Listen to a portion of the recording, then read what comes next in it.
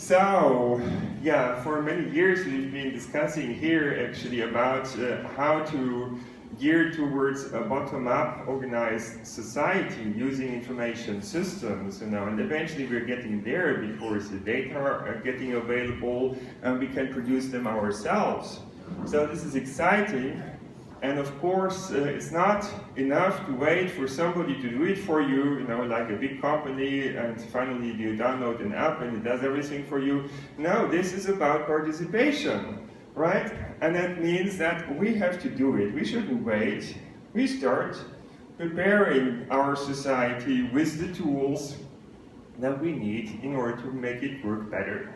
We have so many crises in the world, climate warming and the financial crisis, economic crisis, many more things that worry us, possible war, all these kind of things. Governance has become a very complicated issue in a complex world, and data can help us to understand the world better and to take better decisions. That's the main point over here. So, how are we going about this all together? We'll see a number of lectures in the mornings, and besides this, you're going to do your own projects. That means either by yourself or with one other person attending this summer school, you would work on a specific project that you choose of your liking, and then you would present it on Friday as a project idea. That's the first part basically of the examination. The second part is that we give you a bit more time to work on this project, just in case you want to spend more time on this. Maybe you're already finished by Friday, that would be even better, but we'll have 4 additional weeks, and then you hand in a piece of software code, and you will basically select instructors, and those instructors would then say, okay, it works. With this you have passed, and I think this is much more exciting than basically doing a classical exam and answer question, all these kind of things. You want to do something, right? You always think, oh, what are these politicians doing? What are these professors doing? In many cases you think, you have a better idea what we should be doing, right? And so, just do it. That's the point, make your contribution, because now, with information systems, we can have impact on the world. Some of the most valuable companies in the IT industry have been run by 15 or 40 people, like so many people as we have in this room. Right? So we can really make a contribution to a better world now, with a piece of software and some data. That's what we need to realize. We don't have to sit and wait. We can just do it. All right. Scientific progress has been largely driven by data and experimentation. That's actually the basis that theory is built on. And now we have data science, because actually, within just a minute, 700,000 Google queries are being sent, 500,000 Facebook comments are being sent. We're producing data by walking around, our smartphones are collecting GPS data, and shopping data, and many more data traces that we leave on the web. And all these data together basically accumulate to form big data sets. And these data sets allow us to map the world, which is the name of this summer school. Right? So putting it all together, we would get a picture of the world. And a picture in the real sense of the meaning. So with all the photographs that people take, you can reconstruct the world even in 3D. You don't have to go to the places. So the Colosseum, for example, can be reconstructed from all these Flickr photographs that are uploaded on the web. This is what you get, and you can do that of any place in the world that's visited by people and taken pictures of.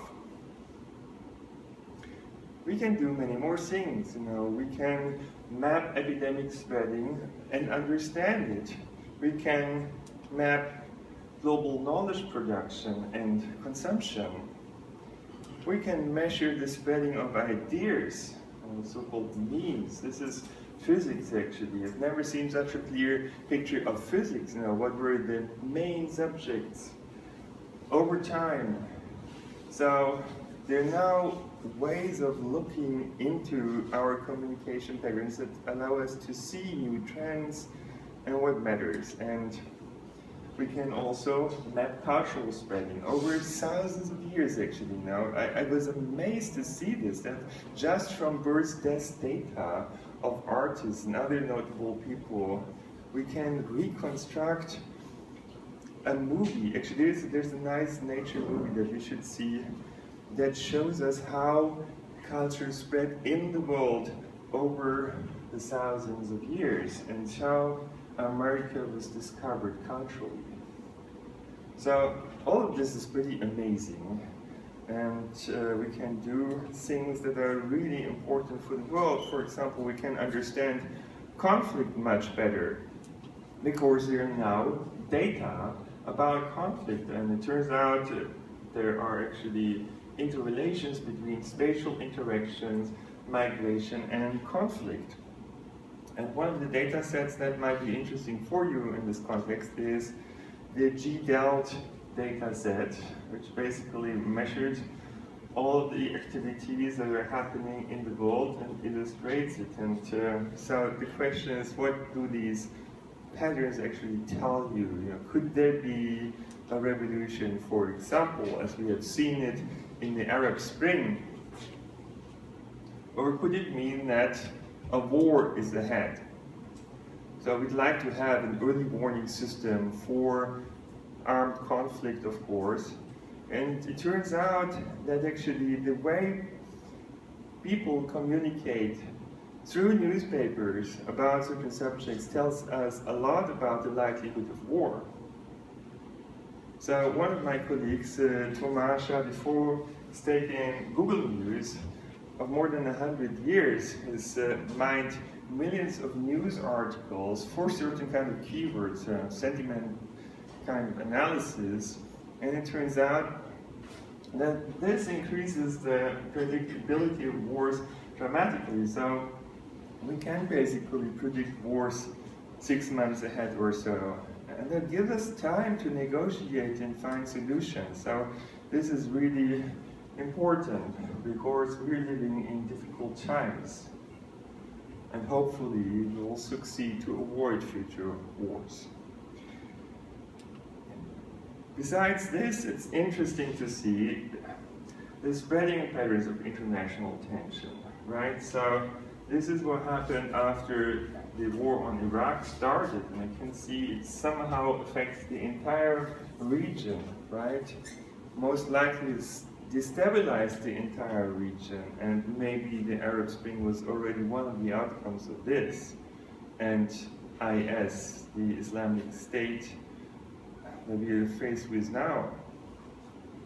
So we need to understand these things much better. Another thing that might interest you, or could be also one of the student projects, is about manipulation. Because the information that we see on the web is personalized.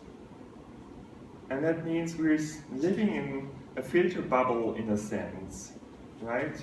We don't see the world in a neutral, in an objective way anymore. We are being manipulated, actually.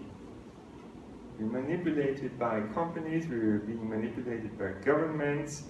We've made an interesting study, for example, about the Russian Revolution, and that was basically, that's a term for the situation just ahead of the elections last time, and there was a camp that was really strong against Putin. And as you can see, another camp then came up later on, pro-Putin. And if you look into these tweets, and it turns out they're different, and most likely they have been tweeted by the government, and secret services and so on themselves, right? But it discouraged actually this pro-democracy movement because they thought, oh, we don't have so much support for our democratic ideas. So we can't believe the internet, the web. You know, it's the question is, how can we filter out that information that's kind of objective, and how can we identify that information that's trying to manipulate us? That's important also for all sorts of reputation systems, you know, TripAdvisor and so on. If you read a hotel recommendation, or has it been written by the hotel staff, or has it been written by somebody paid by the hotel staff, or has it been written by the guests of this hotel? You know, how do you separate this? And there are people working on these kind of things because otherwise it's really useful information. It's like pollution, right? And as we have laws against pollution, all sorts of other measures against pollution of our environment, we need to find filters that filter out that pollution on the web too. And then, of course, among the most exciting things in science, it always was to identify things that couldn't be seen with our eyes, or identified with our senses, with our 5 senses. So science has made invisible things visible. And actually in the social sciences, there are many things that we haven't succeeded in making visible yet. Culture is largely something immaterial. You know, we cannot see it, we cannot touch it, you know, we cannot hear it to some extent. And so the question is, how can we understand it better? Because it's really important for our societies and for their success, also for the success of our economies. And it's very much based on social norms and certain habits, and much of this is not written up, you know, it's not explicit. But could we make it explicit, you know? Once we understand culture better, we could use these success principles behind them. So can we measure this with data out there? Can we make it visible?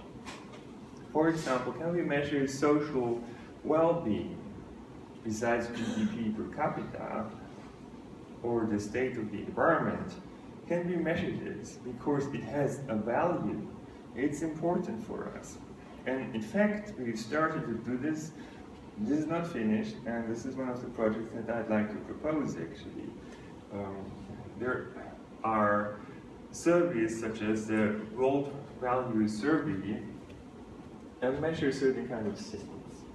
On the other hand, there are data such as Google search volumes, and we can use this data maybe in order to measure happiness or other things actually that might matter to us by comparing it with the World Value Survey data.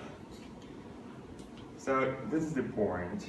Use Google Trends, and then also how do we measure this? And the idea that turns out to work best so far is to use semantic differentials, right? That means words that are opposite pairs, like high, low, weak, strong, rough, smooth, active, passive, and so on. If you look at this, you know, you see 2 semantic differentials, and they look similar. One is for love, one is for the word red. Now you understand why red, the color red, is a symbol for love, because the semantic differentials are similar. Okay, so in principle, we could actually measure anything in terms of these semantic differentials, right? We could use these Google search volumes for opposite word terms, and then try to fit to the World Value Survey data. And we came actually up with three different ways of fitting this, and it turns out method A is most promising. So this is the volume of the positive terms, this is the volume of the negative terms, and Wi is a weight that's adjusted in such a way that the world value survey data is fit best. Okay, so very similar, very simple, and the trick is basically to identify those word pairs of positive, negative meanings that would make the biggest contribution towards explaining the world value survey data. And in fact, preliminary results show it works pretty well. We restrict ourselves to 5 word pairs at maximum. We can measure happiness quite well. So, wealth poverty is one of these word pairs, quite interesting. Famous unknown. Patient doctor, so health also has a meaning, obviously, for happiness, not just wealth. So that makes a lot of sense, but that came out by the fitting procedure, right? Trust, okay, also works pretty well. So quiet, noisy, kind, cruel, famous, unknown, this is what goes in here. Helpfulness, success failure, advantage, disadvantage, gentle, rough, and trust. Innocent, guilty, success failure. So it seems to work so that's quite interesting. And the point is, these world value surveys were made every 4 years and you get one data point for one country.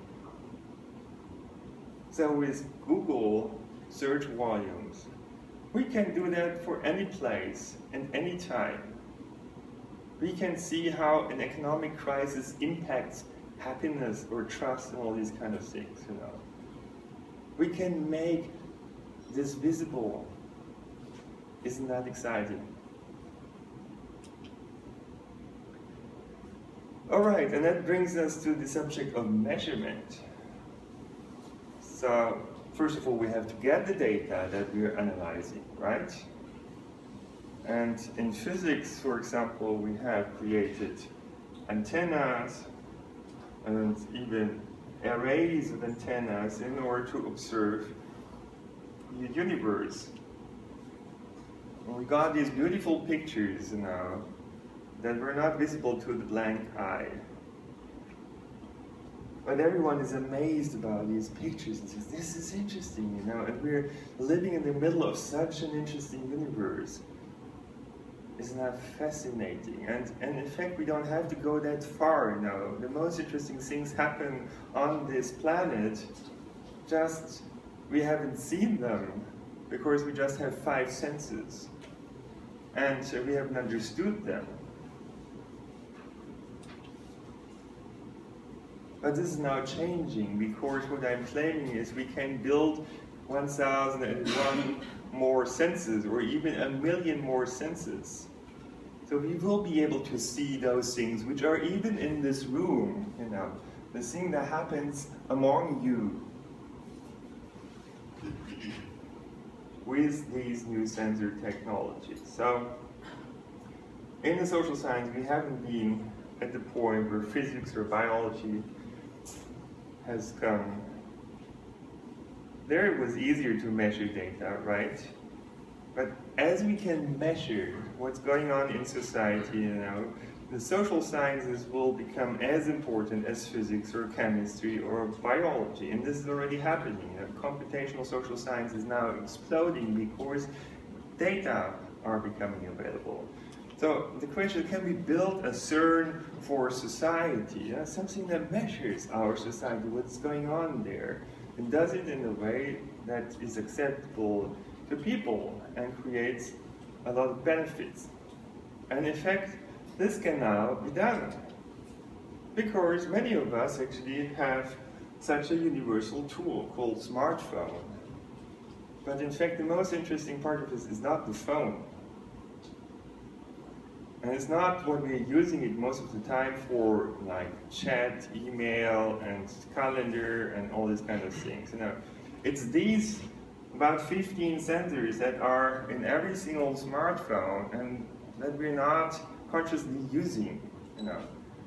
We could use them intentionally to do measurements about our world. We can actually connect our smartphones together to build something like a global measurement system, a planetary nervous system, as we call it. So, for example, there's an accelerometer in your smartphone, measures acceleration x, y, z direction, and then the question is, what can you use it for? Well, Andreas Krause will certainly talk about this, I guess. So, for example, you can detect earthquakes collectively and warn your friends. If one smartphone is shaking it could just mean that you're mountain biking or whatever. But if all our smartphones are shaking at the same time, that must be an earthquake, right? Or a boat ride, maybe. But that would shake in a different way. Okay, so the idea is collective measurement. We don't want to interfere with your privacy. Actually, we want to build a system that we can trust. And that's why we should build it ourselves, because then we can trust it, right? Trust requires transparency. That's why we're publishing our source codes. Yeah, so it's the planetary nervous system we're building, called NervousNet, is an open source project, like Linux, Wikipedia, OpenStreetMap, and many more. So we think we should build such a planetary nervous system as a citizen web, because then this information system and the data flows are controlled by you.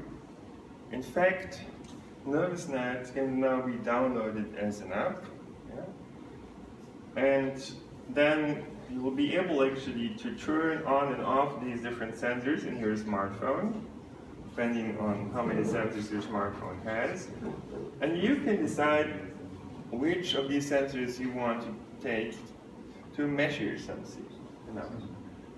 And you can decide whether you measure it just for yourself and the data stays on your smartphone, or whether you want to share these data with your friends. All right, so another important point over here is you can see there's a noise sensor. That's a virtual sensor, right? We have degraded the microphone to disable the possibility to listen to what you're saying, to your girlfriend or boyfriend or whomever. And it's just measuring noise level, right? So we're not just using the sensors as they are, we're defining new measurement procedures to define these 1001 new senses, or a million ones. Of course, my team couldn't do that by itself, so that's why we're opening it up to you. So you have 100 or 1,000 ideas too, And together, we build really a huge ecosystem of measurement possibilities. Another thing that we have in mind is to create something like a personal data store. And basically, if it happens that some data are generated about you, so you're being identified as the person that's being described by the data, then it should be sent to your data mailbox. And through your data mailbox, you'll be able to control the use of data, because you could say, okay, the shopping data, I'm happy to share with companies. Or maybe you're not. Why? Because you may want to get some personalized offers, personalized services or products or so. So you may choose to open it up for companies, or maybe not. Your social data, maybe you're sharing that with companies too. Maybe you just want to share it with your friends. Maybe you want to share it with your family. It's your decision. Your health data, maybe you just want to share it with your doctor, or keep it for yourself. So the important point is really informational self-determination, as our Constitution actually promises to us. It's our right to have informational self-determination. We just don't have the technology yet to do that. Okay, so let's create a participatory system, a system for everyone, created by everyone. Some people will just create data. Some people will also create parts of this software platform, this information system that we're creating, which is something like an open data source, but in real time. Real-time data Wikipedia, we could say, or a data commons. So it will provide data for everyone. You can take data from this platform. But for this platform to work well, you should also give some data back, but you decide which one. So that's the principle, and the same thing actually for the code that's being used to measure things in the environment. Or also post-processing, what you're doing with this data. So, in principle, that means that you can download the codes that we have created, or somebody else has created, because we have volunteers in different continents of the world. And then you can modify this because you have an idea what to improve, what else you want to measure, or how to do things. And you can upload it again, and other people can use it. So the more people are participating in this and contributing to this, the more possibilities, the more opportunities are being generated. So that creates a powerful information and innovation ecosystem within a short time together. In fact, it enables exponential innovation, or even combinatorial innovation. So the more exists, the more becomes possible. And this is how we can create actually the new jobs in the digital economy that will be needed in order to replace those jobs that will get lost in the industry sector and the service sector in the next 10, 20 years. In fact, about 50% of all our current jobs will be gone. I mean, we have to be aware of this. So we really have to come up with a hell lot of new and hopefully interesting jobs. So the idea is to create new opportunities for everyone, to enable people. If we set this up well, then enabling users, customers, and citizens will lead to better services, to better products, better businesses, better neighborhoods, smarter cities, and smarter societies. And with a micropayment system on top of this, everyone could actually establish an own business, be it a consultancy or some services or even products, because now people can print those products that you come up with a 3D printer, some of them at least, you know. Even cars. There are now cars coming out of a 3D printer, you know, and pizzas and artificial skin and all these kind of things. So it's really amazing what you can do today. And this is not an utopian dream anymore. You know. This can be done. You know. We've started to do this, and the project is called NervousNet, and there is a cool team of young, dedicated people, you know, who really get excited about this. It's really exciting, you know. This new technology that now becomes possible, all these sensors and so on.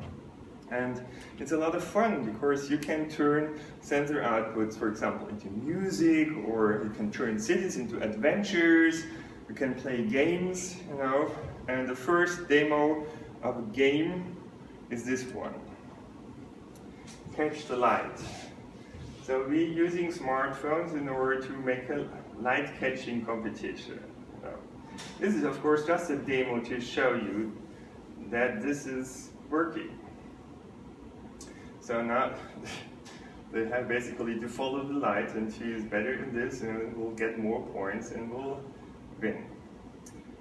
This is actually what's happening.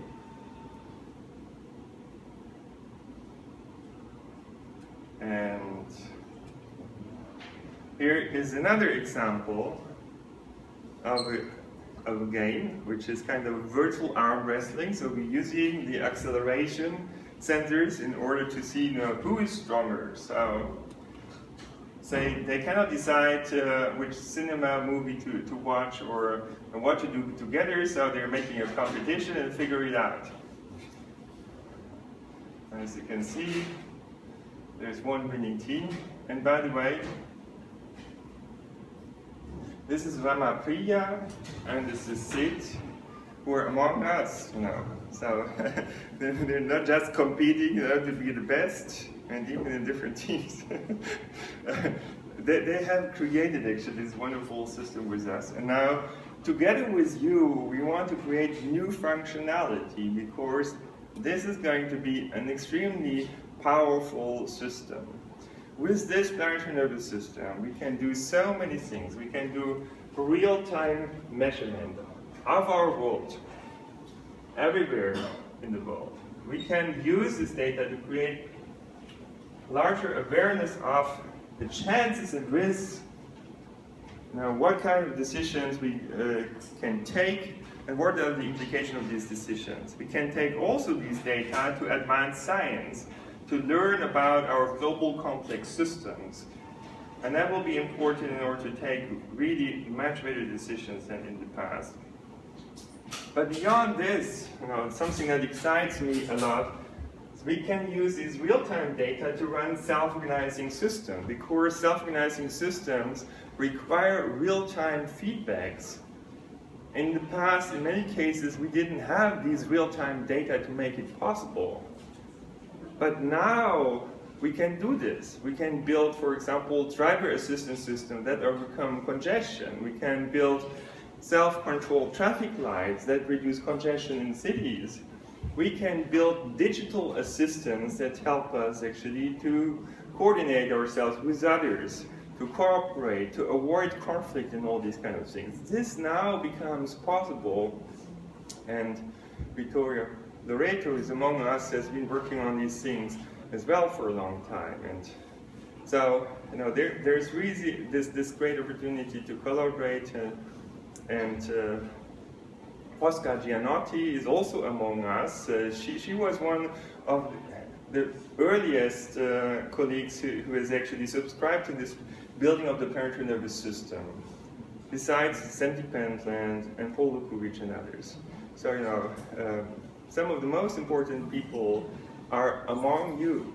So this really creates an exciting opportunity for you. So, measuring the world in real time. Actually, here's Sid again.